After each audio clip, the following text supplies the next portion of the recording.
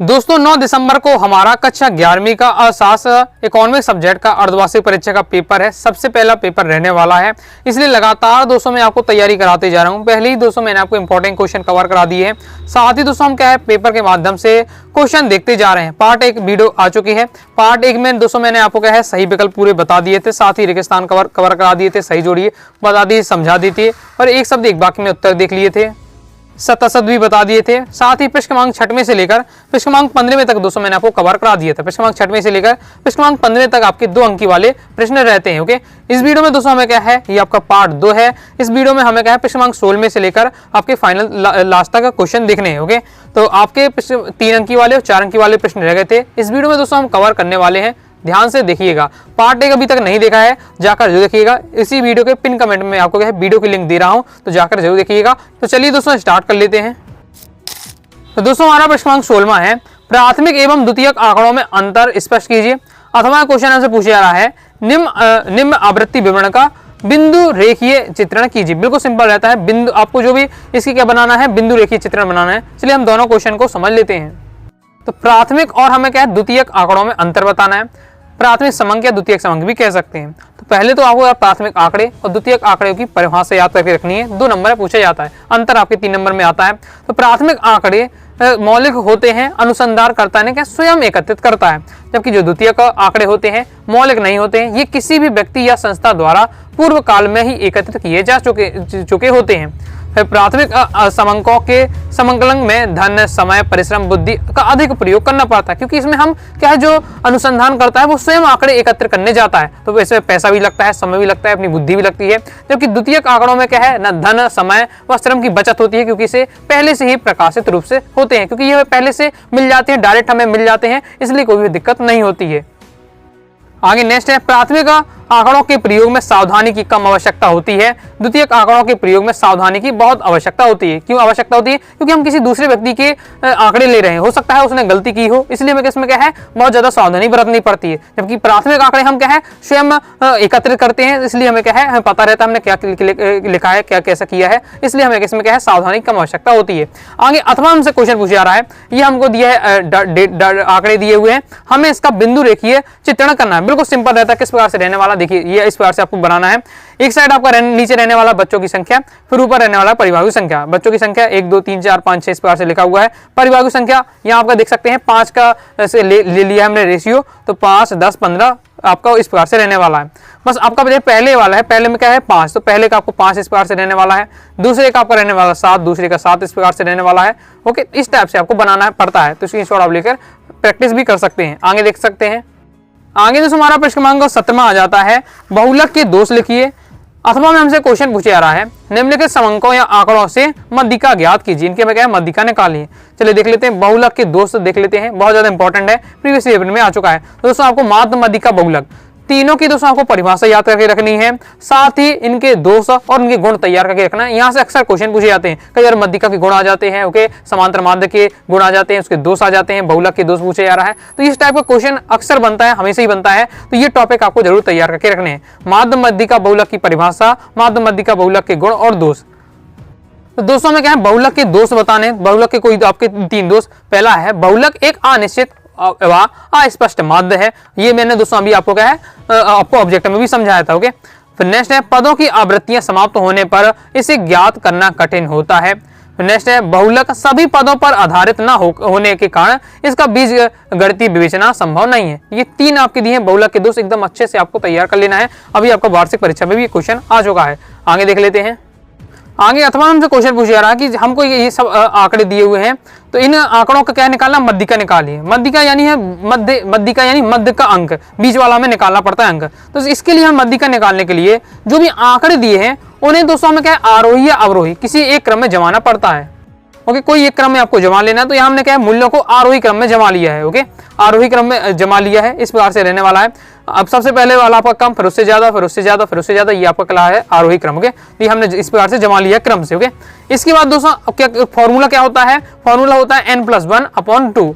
n+1/2 वह पद ये रहता है। ओके, तो यहाँ n कितने आपके दिए, नंबर कितने दिए हुए आपके, यानी कितने आपके आंकड़े डाटा दिए हैं, 9 दिए हैं, तो 9 + 1 हो जाएगा 10, 10/2 हो जाएगा, यानी हो जाएगा 5वां पद। अब 5वां पद आपको देखना है, तो 5वां पद कैसा कौन है आपका, 5वां पद है आपका 20, इसलिए आपका जो मध्यिका हो जाएगी 20 हो जाएगी। इस प्रकार से आपको निकालना पड़ता है। आगे देख लेते हैं। आगे दोस्तों हमारा प्रश्न क्रमांक 18वां है, आयात प्रतिस्थापन क्या है, यह किस प्रकार से घरेलू उद्योगों को संरक्षण प्रदान करता है। चलिए सॉल्यूशन देख लेते हैं।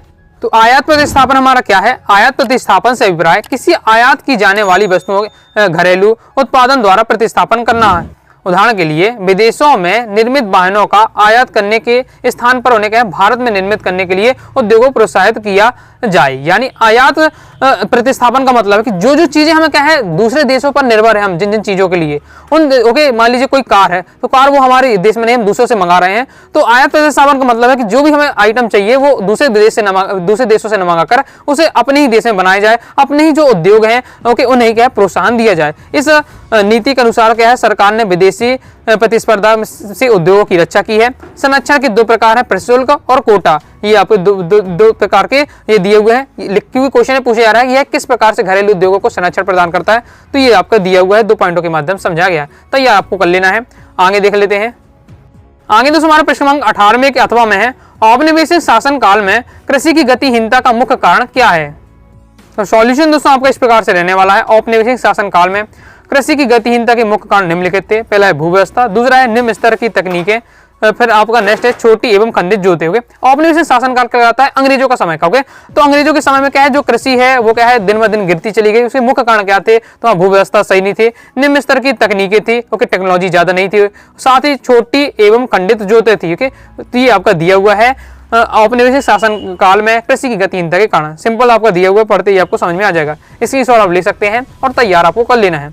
ये तो आपको क्या है नॉर्मल तरीके से आप पढ़ते हैं तो आपको समझ में आ जाएगा। आगे देख लेते हैं। आगे बढ़ने से पहले दोस्तों बताना चाहूंगा, अगर आप क्या है प्रॉपर तैयारी करना चाहते हैं कक्षा 11वीं अर्थशास्त्र की, तो आप क्या है क्लास 11 इकोनॉमिक्स सब्जेक्ट के कोर्स को ज्वाइन कर सकते हैं। अभी आपकी अर्धवार्षिक परीक्षा, इसके बाद दोस्तों आपकी क्या है फरवरी में वार्षिक परीक्षा है। तो ओके, तो प्रॉपर तैयारी करना चाहते हैं कोर्स ले सकते हैं। कोर्स में दोस्तों आपको all chapter important question answer, all chapter objective question answer रहेगा, प्रीवियस ईयर पेपर रहेगा, मॉडल पेपर रहेगा, जिससे आप क्या है प्रॉपर तैयारी कर पाएंगे। दोस्तों कोर्स को ज्वाइन करने के लिए 90 39 53 44 79 इस दिए व्हाट्सएप नंबर मैसेज करके कोर्स के बारे में जानकारी ले सकते हैं, कोर्स को ज्वाइन कर सकते हैं। कोर्स में इसी प्रकार से बिल्कुल आपको टाइम मटेरियल रहने वाला है, सिलेक्टेड क्वेश्चन रहेगा, तो प्रॉपर आप क्या है कम समय में अच्छे से आप पढ़ पाएंगे। आगे देख लेते हैं। आगे नेक्स्ट दोस्तों हमारा प्रश्न क्रमांक 19वां है। प्रश्न क्रमांक 19वां है, बेरोजगारी से क्या आशय है। भारत में बेरोजगारी के प्रकार बताइए, कोई आपको 2 प्रकार बताने हैं। अथवा क्वेश्चन पूछा जा रहा है, शहरी क्षेत्रों में नियमित वेतन भोगी कर्मचारी ग्रामीण क्षेत्रों से अधिक क्यों होते हैं। इसका सॉल्यूशन हम देख लेते हैं।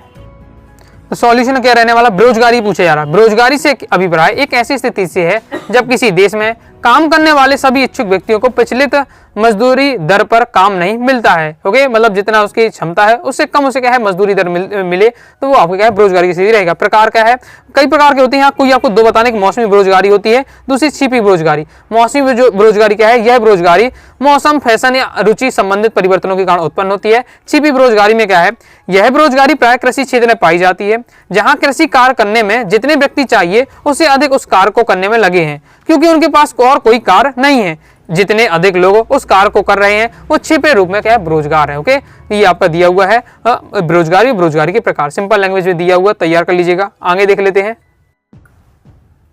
आगे नेक्स्ट हमारा क्वेश्चन है, शहरी क्षेत्रों में नियमित वेतन भोगी कर्मचारी ग्रामीण क्षेत्रों से अधिक है, क्यों है। सॉल्यूशन आपके इस प्रकार से दिया हुआ है, सिंपल लैंग्वेज में दिया हुआ है, कहानी के रूप में आपका दिया हुआ है। ओके, पढ़ते हैं, आपको समझकर आपको तैयार करते जाना है। ओके, वास्तव में जो भी आपकी दिए हुए कंडीशन उसकी समस्या को समझना है तो आपको अपने आप समझ में आ जाएगा। फिर अपनी लैंग्वेज में लिख सकते हैं। ओके, जरूरी नहीं जैसा दिया हुआ बिल्कुल ऐसा ही आपको लिखना है, अपने हिसाब से आप क्या है बता सकते हैं रीजन। ओके, लेकिन आपको पढ़ते ही आपको समझ में आ जाएगा। आगे देख लेते हैं। आगे दोस्तों हमारा प्रश्न क्रमांक 20वां, प्रश्न क्रमांक 20 में से दोस्तों हमारे क्या है 4 अंक वाले प्रश्न स्टार्ट हो जाते हैं। प्रश्न क्रमांक 20वां, 21वां, 22वां, 23वां, ये आपके 4 अंक वाले प्रश्न रहने वाले हैं।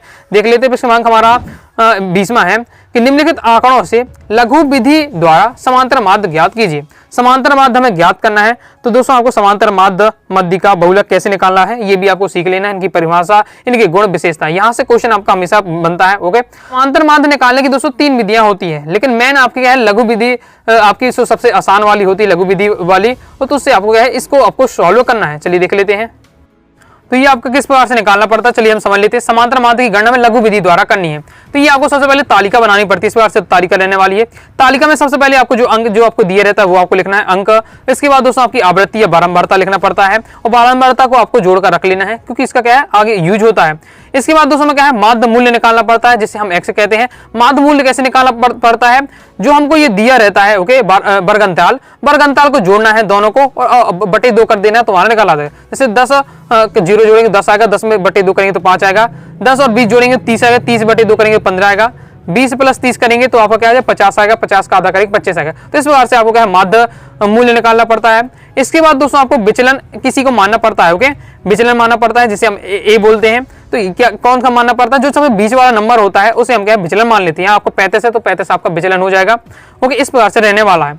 अब इसके बाद दोस्तों हमें क्या है dx निकालना पड़ता है। dx निकालने के लिए क्या करना पड़ता है, फॉर्मूला होता है dx का x माइनस ए। जो हमने x यानी माध्य मूल्य निकाला है उसमें से जो हमने माना हुआ है ओके ये जो मानते हैं हम उसको हम क्या घटा देते हैं। तो ये हमें x माइनस ए करना है, x माइनस ए करना है यानी 5 में से हम क्या है 35 घटाएंगे, 5 में से 35 घटाएंगे तो -30 आएगा। तो इस प्रकार से आपको लिखना पड़ता है। ओके इसके हम यहाँ डी निकाला गया है, इसमें जो आपका यहाँ से 10 से सबसे भाग चला गया तो 10 में सबसे भाग लगा दिए, छोटा कर दिए इसे। इसका फर्क क्या गुणा कर देना है आपको, किसमें x में आपको गुणा रहने वाला है तो हमारा ये आ जाएगा ओके f dx आ जाएगा। इसका सबको जोड़ देना है तो -34 आ जाएगा। अगर ये आप ये वाला पद विचलन भी हटा भी देते हैं तो भी आपका यहाँ डायरेक्ट इसका आप गुणा करके जो आपका dx का गुणा x में करते हैं तो भी आप निकाल सकते हैं। इस प्रकार से करेंगे तो और थोड़ा छोटा हो जाता है। तो ये आपका रहने वाला है। बस इसके बाद दोस्तों आपको क्या है फॉर्मूला आपका ये रहता है। फॉर्मूला में आपको वैल्यू रखनी है। ए जो हमने क्या बीच में माना था 35 माना था, उसके बाद जो हमारा सिग्मा एफ dx निकला है -34 ओके। एन जो है टोटल था हमारा ओके किसी बारंबारता का वो यहाँ लिखा गया है, आई हमने जो माना गया ये फॉर्मूला के अकॉर्डिंग हमने निकाल लिया है समांतर माध्य। आगे देख लेते हैं मध्यिका के हमसे गुण पूछे जा रहे हैं। मध्यिका के गुण आपको अच्छे से तैयार कर लेना है। मध्यिका के 4 नंबर क्वेश्चन है, 4 आपको तैयार करके रखना है गुण। यह है मध्यिका को ज्ञात करना, ये एवं समझना सरल होता है। दूसरा है हमारा कई प्रकार की श्रेणियां में केवल क्या है निरीक्षण से ही मध्यिका का अनुमान लगाया जा सकता है। मध्यिका प्राप्त करते समय यदि कुछ अंशों तक समंक अधूरे रहे तब भी इसे हम क्या ज्ञात किया जा सकता है। तो इस प्रकार से मैं दिए हुए 4 मध्यिका के गुण तैयार कर लीजिएगा, इसी छोड़ लीजिए। आगे देख लेते हैं। लाइक और शेयर ठोक दीजिए, महाकाल का लाइक और शेयर ठोक लीजिए। पूरा साल मेहनत करता हूं आपके लिए बेटा, ऐसा नहीं चलेगा, ऐसा नहीं चलेगा। इसके बाद नेक्स्ट दोस्तों हमारा 21वां क्वेश्चन है सह संबंध के विभिन्न प्रकार लिखिए। अथवा हमसे क्वेश्चन पूछा जा रहा है निर्देशांक या सूचकांकों का महत्व, उपयोगिता या आवश्यकता लिखिए। चलिए सॉल्यूशन देख लेते हैं। तो इसका सॉल्यूशन आपका ये दिया हुआ है, क्रम से आपको तैयार कर लेना है। सह संबंध के विभिन्न प्रकार आपको बताने हैं। 3 आपके प्रकार दिए, तैयार कर लीजिएगा। पहला है दिशा के आधार पर धनात्मक एवं ऋणात्मक से संबंध, फिर उसके बारे में आपका दिया हुआ है, तो स्क्रीनशॉट लेकर आप तैयार अच्छे से कर लीजिएगा। नेक्स्ट है अनुपात के आधार पर रेखीय एवं आरेखीय सह संबंध, तो ये आपका दिया हुआ दूसरा प्रकार। फिर तीसरा है चरों की संख्या के आधार पर सरल, बहुगुणी और आंशिक सह संबंध, तो ये आपका दिया हुआ है। तो इस प्रकार से हमारे कंप्लीट हो जाता है। आगे देख लेते हैं। इसके बाद दोस्तों में क्या निर्देशांक या सूचकांकों का महत्व बताना है। ओके तो महत्व का है, उपयोगिता का है, आवश्यकता रहे, एक ही बात आपकी रहने वाली है। ओके तो ये आपको तैयार करके रखना है। महत्व पूछे तो भी आपको ये बताना है, तो सूचकांक की आवश्यकता पूछे तो भी आपका ये रहने वाला है। पॉइंट वाइज पॉइंट दिया है। पहला है जीवन स्तर का तुलनात्मक अध्ययन होता है। दूसरा है मुद्रा की क्रय शक्ति में परिवर्तन का ज्ञान। तीसरा है व्यापारियों के लिए उपयोगी। चौथा है उत्पादन में वृद्धि या कमी का सूचना। ये आपके 4 दिए हैं, चारों पॉइंट आपको तैयार करके रखना है। कंप्लीट हो जाता है। आगे देख लेते हैं। इसके बाद नेक्स्ट दोस्तों हमारा प्रश्न क्रमांक 22 में आ जाता है। दोस्तों अभी तक आपने कहा वीडियो को लाइक नहीं है, वीडियो को लाइक जरूर कर दीजिएगा, साथ ही सब्सक्राइब करके रखिएगा। आगे नेक्स्ट हमारा क्वेश्चन है वैश्वीकरण की विशेषता बताइए। अथवा क्वेश्चन है हमारा उदारीकरण एवं निजीकरण में अंतर बताइए। वैश्वीकरण की दोस्तों विशेषता पूछी है, ये दी है। पहला है विदेशी मुद्रा कोष में वृद्धि। ओके इसके अंदर के पॉइंट दिए गए, विदेशी निवेश की वृद्धि का प्रयास करना। दूसरा है विदेशी राष्ट्रों की खुली अर्थव्यवस्था के अंतर्गत व्यापार में वृद्धि करना। दूसरा पॉइंट है हमारा भुगतान संतुलन को व्यवस्थित रखना, अपने देश के बाजार विदेशी संस्थाओं द्वारा व्यापार में करने हेतु खुले रखना। तीसरा है विनिमय दरों के परिवर्तनों को कम करना। चौथा है उत्पादन में नवीन तकनीकी का प्रयोग करते हुए वृद्धि करना। ये आपका दिया है वैश्वीकरण की विशेषता है। आगे देख लेते हैं। इसके बाद दोस्तों हमसे नेक्स्ट पूछा जा रहा है उदारीकरण और निजीकरण में अंतर, ये आपका दिया हुआ है। उदारीकरण का अर्थ होता है प्रतिबंधों से मुक्ति, आर्थिक गतिविधियों में राज्य का हस्तक्षेप न होना। निजीकरण है, निजीकरण का अर्थ संपत्ति व व्यापार के स्वामित्व स्वतंत्रता है। इसके बाद दोस्तों सेकंड पॉइंट दिया हुआ है, ये थर्ड पॉइंट है आपका, फोर्थ पॉइंट दिया है। 4 पॉइंट आपके दिए हैं, तैयार आपको कर लेना है। उदारीकरण और निजीकरण में अंतर, स्क्रीनशॉट आप ले लीजिए। आगे देख लेते हैं। आगे दोस्तों हमारा प्रश्न 23वां है, मानव पूंजी में निवेश आर्थिक समृद्धि में किस प्रकार सहायक होता है। अथवा क्वेश्चन से पूछा रहा है कृषि विपणन प्रक्रिया की कोई आपको 4 बाधाएं लिखनी है। चलिए सॉल्यूशन हम देख लेते हैं। तो सॉल्यूशन आपके इस प्रकार से रहने वाला, मानव पूंजी में निवेश आर्थिक समृद्धि को किस प्रकार सहायक होता है। सॉल्यूशन आपका ये दिया हुआ, तैयार कर लीजिएगा। मैं आपको कंप्लीट यहाँ सॉल्यूशन बता रहा हूँ, तो इसे आपको स्क्रीनशॉट लेकर आपको तैयार कर लेना है। तो ये हमारा क्या है, कंप्लीट हो जाता है। इसके बाद दोस्तों हमसे अथवा पूछा जा रहा है कृषि विपणन प्रक्रिया की कोई आपको 4 बाधाएं बतानी है। ओके, तो ये आपका दिया हुआ है, तो स्क्रीनशॉट आप लीजिए। पहला है मध्यस्थों की अधिकता, दूसरा है मंडियों की कपटपूर्ण व्यवहार, तीसरा है अनुचित व्यय व वसूलियां, फिर आपका चौथा दिया हुआ है बाधा निम्न कोटि का माल। तो ये आपका दिया हुआ है कृषि विपणन की समस्याएं या कृषि विपणन की बाधाएं। ओके, तो इसे आपको अच्छे से तैयार कर लेना है, तो स्क्रीनशॉट ले सकते हैं। इस प्रकार से दोस्तों हमने क्या है कक्षा 11वीं का अर्थशास्त्र का इस संपूर्ण प्रश्न पत्र का सॉल्यूशन देख लिया है। इससे पहले जो इंपॉर्टेंट क्वेश्चन बताए उन्हें आपको तैयार करके रखना है, और इस जो क्वेश्चन बताए हैं इनको सॉल्यूशन के साथ आपको अच्छे से तैयार करके रखना है। तो आई होप दोस्तों आपको वीडियो पसंद आए, वीडियो लाइक करके सब्सक्राइब जरूर कर दीजिएगा। साथ ही दोस्तों टेलीग्राम चैनल और व्हाट्सअप चैनल को ज्वाइन कर लीजिएगा। कोई दोस्तों डाउट आता है कमेंट से आप जरूर पूछ लीजिएगा। मिलते हैं दोस्तों नेक्स्ट वीडियो में, तब तक के लिए बाय बाय।